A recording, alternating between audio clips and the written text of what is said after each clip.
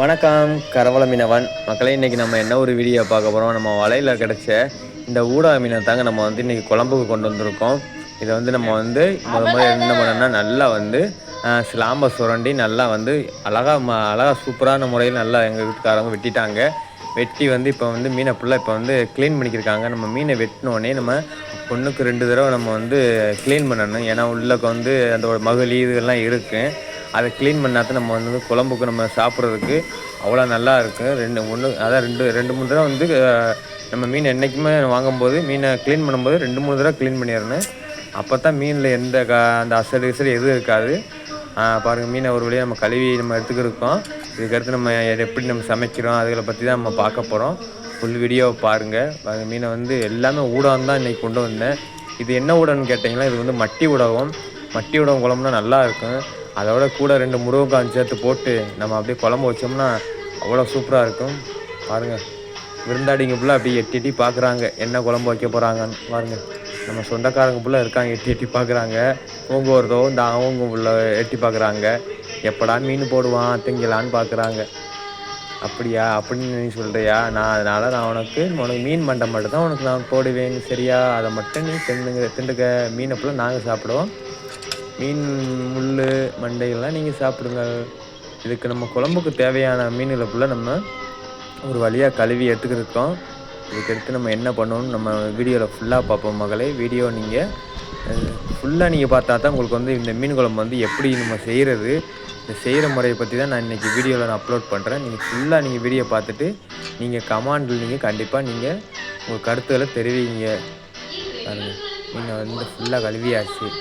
கழுவி எடுத்தோன்னா, ஏன்னா இதில் வந்து அதிகமாக மகளி இருக்குங்க. மகளினா வந்து உள்ளே வந்து பீ இருக்குங்க. அந்த மகளின்னு சொல்கிற அந்த இதை ஃபுல்லாக க்ளீன் பண்ணாதாங்க நம்மளுக்கு வந்து நம்ம சின்ன பிள்ளைக்கு கொடுத்தாலும் சரி, நம்ம பெரியவங்க சாப்பிட்டாலும் சரி, மீன் வந்து அவ்வளோ டேஸ்ட்டாக இருக்கும். இந்த ஊடா மீன் வந்து நல்ல சதை உள்ள மீனாக தான் இருக்கும்.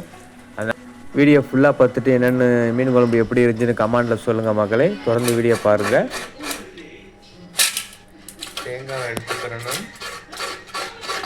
தேங்காய் அரைச்சி ஊற்றினா தான் மக்களே வந்து குழம்புக்கு வந்து குழம்பு வந்து அவ்வளோ மணமணக்கு நல்லா டேஸ்ட்டாகவும் இருக்கும். அதனால் நாங்கள் எல்லாருமே வந்து நாங்கள் தேங்காய் வச்சா நாங்கள் வந்து திருவி நம்ம குழம்புல வச்சு கரைச்சி அந்த பால் எடுத்து ஊற்றுவோம் மக்களே. இப்போ நம்ம வந்து மீன் குழம்புக்கு தேவையான தேங்காவை வந்து நம்ம ரெடி பண்ணிக்கிட்டு இருக்கோம். இதுக்கடுத்து நம்ம வந்து மீன் குழம்புக்கு என்னென்ன பொருள் தேவைப்படணும்னு நம்ம வீடியோவில் ஃபுல்லாக பார்ப்போம். வீடியோவை ஸ்கிப் பண்ணாமல் ஃபுல்லாக பாருங்கள். அப்போ தான் உங்களுக்கு மீன் குழம்பு எப்படி வைக்கிறதுன்னு தெரியும், சரிங்களா? நல்லா தேங்காவை பூ போல் நல்லா திருவிக்கணும். தேங்காவை நல்லா திருவ ஆரம்பிச்சிட்டாங்க. திருவிட்டு ஒரு அரை மணி திருவினா போதும் நம்மளுக்கு. அப்போ தான் நம்மளுக்கு வந்து குழம்பு ரொம்ப 2 மணி போட்டோம்னா அதிகமான பால் வந்துடும். அதனால் வந்து நம்மளுக்கு 1 மணி தேங்காவே போதுமான அளவு மக்களே. இந்த பாலை வந்து நம்ம மிக்சியில் போட்டு அரைக்கணும். மிக்சி ஜாரில் வந்து இந்த நம்ம தேங்காய் பூவை வந்து நம்ம வந்து அரைக்கிறது தான் மக்களே பார்க்க போகிறோம். ஏன்னா மீன் குழம்புக்கு ஒரு சில பேர் தேங்காய் ஊற்ற மாட்டாங்க. நாங்கள் எல்லாருமே தேங்காயை தான் யூஸ் பண்ணி நாங்கள் வந்து குழம்பு வைப்போம். அப்போ தான் வந்து குழம்பு 4 வீட்டுக்கு மணக்கிறாப்பில் குழம்பு வந்து வெளியில் போகும். அப்போ தான் நல்லா இருக்கும். நம்ம குழம்பு சாப்பிட்றதுக்கும் நல்லா அவ்வளோ டேஸ்ட்டாக இருக்கும். அளவுக்கு கொஞ்சம் தண்ணி எடுத்துக்கிறணும். போதுமான அளவுக்கு தண்ணி ஊற்றிக்கிறணும். ரொம்ப தண்ணி ஊற்றிடக்கூடாது. கொஞ்சம் ஒரு அரை கிளாஸ் தண்ணி ஊற்றினா போதும் மகளே.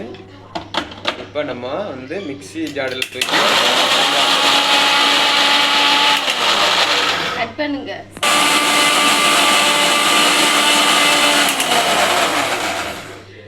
தேங்காய் பாலை வந்து நம்ம வந்து நல்லா மெல்லிசாக அரைச்சாச்சு. நம்ம வந்து போதுமான அளவுக்கு நம்ம வந்து கடை மசாலா நம்ம யூஸ் பண்ணுறோம். அதனால் ஆச்சி மசாலா வந்து ஒரு பாக்கெட்டு ஃபுல்லாகவே போட்டுறணும். அப்போ தான் வந்து நம்மளுக்கு வந்து குழம்பு வந்து அவ்வளோ திக்காக இருக்குது. அதே மாதிரியே மனமும் நல்லா கொடுக்கும்.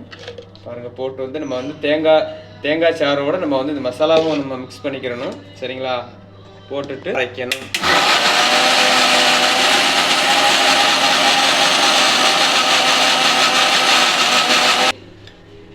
நல்லா வந்து அரை விட்டுருச்சு. இன்னும் ஒரு அரை அரைக்கணும்.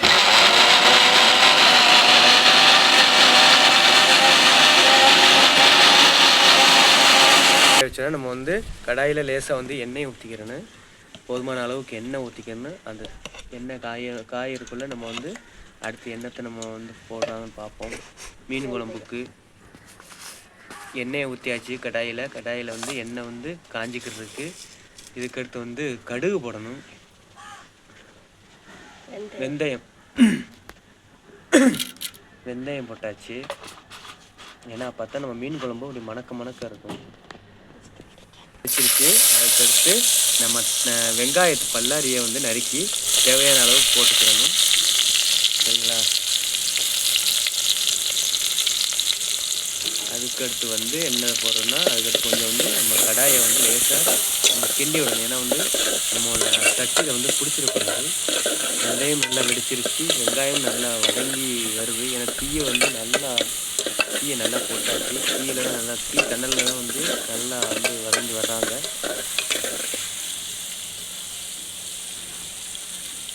அடுத்து வந்து கருவேப்பிலை, பச்சை மிளகா. ஏன்னா கருவேப்பிலை தான் குழம்புக்கு வந்து மனம் கொடுக்கும்.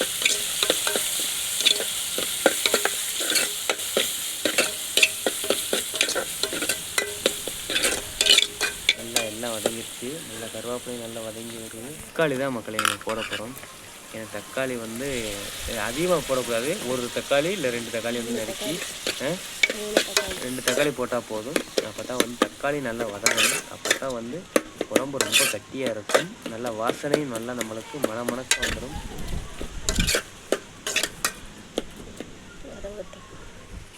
கொஞ்சம் நேரம் தண்ணலில் கிடக்கட்டும். நல்லா வதங்கிடுச்சு. தக்காளி நல்லா வதக்கி விட நம்ம வந்து கரண்டியை வச்சு நல்லா வந்து நச்சு விட்டால் தான் அது நல்லா வதங்கும். இல்லாட்டா கட்டியாக தான் இருக்கும் மக்களை. மீன் குழம்பு இன்னும் கொஞ்சம் நேரத்தில் தயாராகிடும்.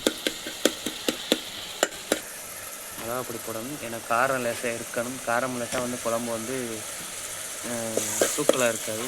காரம் தான் வந்து நம்ம மீன் குழம்புக்கு சூப்பராக இருக்கும். காரத்தை போட்டாச்சு. தக்காளி, வெங்காயம், கருவேப்பிலை எல்லாமே வதங்கி ஒரு நார்மலான ஸ்டேஜுக்கு வந்துருச்சு. ஆஹா, வாய் ஊறுதே. கடையில் வாங்கின நம்ம புளியைத்தான் நம்ம வந்து கரைச்சி புளியை ஊற்றணும்.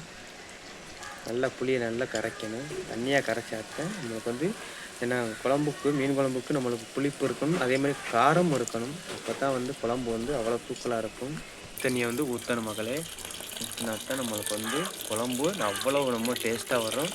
இந்த ட்ரிப்பை நீங்கள் கண்டிப்பாக எல்லோரும் ஃபாலோ பண்ணுங்கள். உங்கள் வீட்டு குழம்பு வந்து 4 வீட்டுக்கு மணக்கிறாப்புல தான் இருக்கும். புளி ஊற்றியாச்சு. தேவையான அளவு வந்து புளித்தண்ணி வந்து 2 தடவை நம்ம வந்து கரைச்சி ஊற்றணும். அப்போ தான் வந்து குழம்பு கொஞ்சம் நல்லா புளிப்பாக இருக்கும். மீன் குழம்புக்கு புளிப்பு, ஏன்னா மீன் வந்து பாதி புளிப்பு எடுத்துறதுனால புளிப்பு அதிகமாக சேர்த்துக்கலாம், ஒன்றும் பிரச்சனை இல்லை.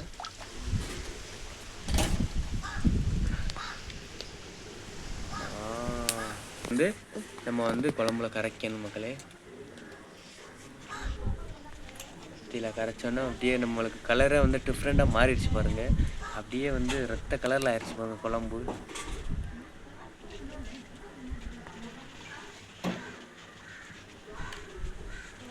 நல்லா ஊற்றிக்கிறோன்னு கொஞ்சம் தண்ணி சேர்த்துக்கலாம். லேசாக வந்து நம்ம குழம்பு வந்து லேசாக கிண்டி விடணும். இதுக்கு எடுத்து என்னென்னா வந்து குழம்பு வந்து கொதிக்கணும். கொதித்து வந்தோடனே தான் நம்ம கொண்டு வந்த மீன்களை வந்து நல்லா கழுவி நல்லா சுத்தமாக க்ளீன் பண்ணி குழம்புல போடணும் மக்களை. பாருங்கள் நல்லா கரைஞ்சி சூப்பராக வந்துருச்சு.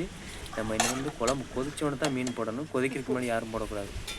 நம்மளுக்கு தேவையான நம்ம வந்து மீன் குழம்புக்கு ஒரு 1.5 ஸ்பூன் போட்டுக்கலாம். நம்ம உப்பு போட்டாச்சு. குழம்பு இனி கொதிக்கிறதா மக்களே நம்ம பார்க்கலாம்.